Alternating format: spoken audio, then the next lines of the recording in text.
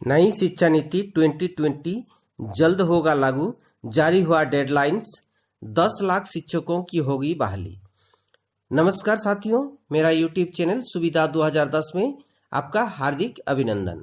मैं हूं रविकांत भगत। आज मैं इस वीडियो के माध्यम से बताऊंगा बहुप्रशिक्षित न्यू एजुकेशन पॉलिसी 2020 यानी कि नई शिक्षा नीति 2020 लागू करने का डेडलाइन जारी हो चुका है। वीडियो को शुरू से अंत तक जरूर देखें, एक एक बात को ध्यान से सुने और वीडियो के नीचे दिए गए सब्सक्राइब के लाल बटन को प्रेस कर दें। सामने के बेल आइकन को भी जरूर दबा दें ताकि मेरा वीडियो अपलोड होते ही आपको सबसे पहले मिले। तो चलिए शुरू करते हैं आज का वीडियो। जैसे कि आपको पता ही होगा कि कोठारी आयोग के सिफारिशों पर 24 जुलाई 1968 को भारत की प्रथम राष्ट्रीय शिक्षा नीति घोषित की गई थी। कुछ महत्वपूर्ण बदलाव वाला प्रस्ताव के आधार पर राष्ट्रीय शिक्षा नीति को पुनः एक बार 1986 को प्रधानमंत्री इंदिरा गांधी के काल में पारित हुआ था। वर्तमान में अंतरिक्ष वैज्ञानिक के कस्तूरीरंगन की अध्यक्षता वाली समिति की रिपोर्ट के आधार पर शिक्षा के क्षेत्र में नया परिवर्तन है नई एजुकेशन पॉलिसी 2020 यानी कि नई शिक्षा नीति 2020। इस शिक्षा नीति की प्रमुख बातें आपको बता दूं। सबसे प्रमुख बातें जो है, नई शिक्षा नीति 2020 के तहत वर्ष 2030 तक सकल नामांकन अनुपात अर्थात ग्रॉस इनरोलमेंट रेशियो, जिसको GER कहते हैं, उसको 100% लाने का लक्ष्य रखा गया है। दूसरा है, नई शिक्षा नीति के अंतर्गत शिक्षा क्षेत्र पर घरेलू सकल उत्पाद यानी कि GDP के 6% हिस्से इस सार्वजनिक व्यय का लक्ष्य रखा गया है। तीसरा है, मानव संसाधन प्रबंधन मंत्रालय का नाम परिवर्तन कर शिक्षा मंत्रालय कर दिया गया है। चौथा है, 5वीं कक्षा तक की शिक्षा में मातृभाषा, स्थानीय या क्षेत्रीय भाषा को शिक्षा के माध्यम के रूप में अपनाने पर बल दिया गया है। साथ ही मातृभाषा को कक्षा 8 और आगे की शिक्षा के लिए प्राथमिकता देने का सुझाव दिया गया है। पांचवा है, देश भर के उच्च शिक्षा संस्थानों के लिए भारतीय उच्च शिक्षा परिषद नामक एक एकल नियामक की परिकल्पना भी की गई है।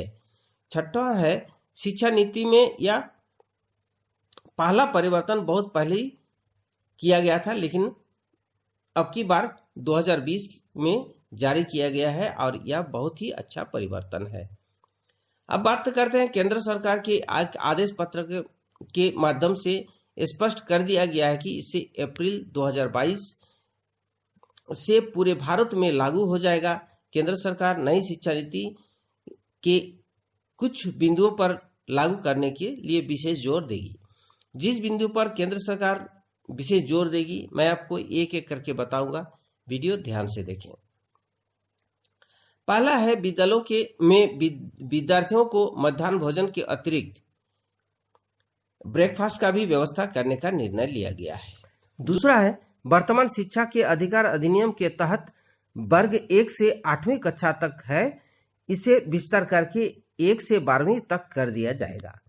तीसरा है, NEP 2020 का सफल संचालन के लिए देश भर में लगभग 10 लाख शिक्षकों की खाली पड़े पदों को भरा जाएगा, जो एक बहुत ही बड़ी उपलब्धि होगी।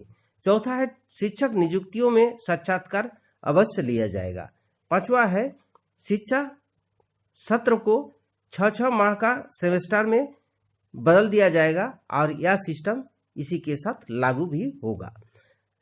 छठा है, 12वीं के बाद BEd 4 साल, BA के बाद अगर कोई BEd करना चाहे तो 2 साल, अगर MA करने के बाद कोई BEd करना चाहे तो 1 वर्ष में उसको पूरा करना होगा।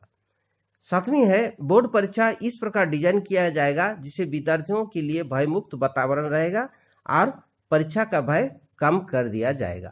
8वां है, विद्यार्थियों का मूल्यांकन ऑफलाइन के स्थान पर ऑनलाइन कर दिया जाएगा।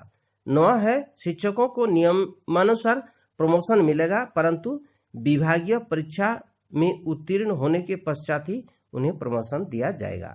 10वां है, गांव में पदस्थापित शिक्षकों के लिए विशेष भत्ता की व्यवस्था होगी। अभी तक यह भत्ता केवल शहर में पदस्थापित शिक्षकों को ही मिलता आया है।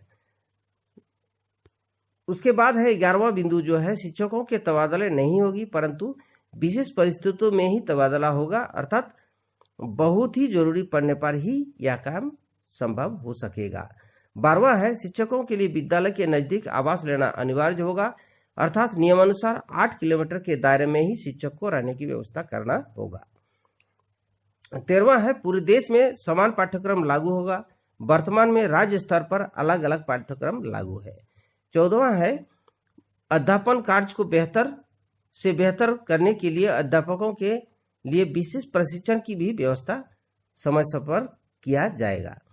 15वां है, नई शिक्षा नीति के पाठ्यक्रम में व्यावसायिक शिक्षा पर विशेष फोकस किया जाएगा ताकि विद्यार्थी शिक्षा समाप्त करने के बाद कुछ अपना व्यवसाय प्रारंभ कर सके। 16वां है, विद्यालयों में शिक्षक अनुपात 25:1:30:1 होगा, अर्थात प्राथमिक विद्यालयों में 25 विद्यार्थियों पर 1 शिक्षक और उच्चतर प्राथमिक विद्यालयों के लिए 30 विद्यार्थियों पर 1 शिक्षक होगा। उच्चतर विद्यालयों के लिए शिक्षक विषयवार नियुक्त किया जाएगा। 15वां है, स्कूली स्तर पर 8वीं के बाद विदेशी भाषा के कोर्स का भी व्यवस्था किया जाएगा। अगर किसी विद्यार्थी विदेशी भाषा सीखना चाहे तो सीख सकते हैं। 18वां बिंदु जो है, निजी विद्यालयों पर पहले से ज्यादा सरकारी नियंत्रण होगा, अर्थात निजी विद्यालयों की हर गतिविधि पर सरकार नजर रखेगी। 19वां बिंदु जो है, निजी स्कूल के प्रबंधन अपने विद्यालय के नाम के साथ पब्लिक शब्द का इस्तेमाल नहीं कर सकेगा। 20वां बिंदु जो है, निजी स्कूलों में गठित करना होगा विद्यालय प्रबंधन समिति। 21वां बिंदु जो है, अध्यापक पात्रता परीक्षा यानी कि टेट के बिना निजी स्कूल में भी नियुक्ति नहीं होंगे शिक्षक। 22वां बिंदु जो है, शिक्षा मित्र, पारा टीचर, गेस्ट टीचरों की नियुक्ति नहीं होगी।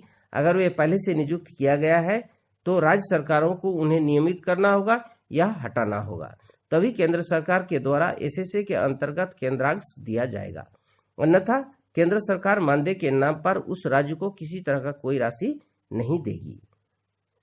23वां बिंदु जो है, गैर शैक्षणिक कार्यों से शिक्षकों को मुक्ति मिलेगा। 24वां बिंदु जो है, राष्ट्रीय शिक्षा आयोग की स्थापना किया जाएगा।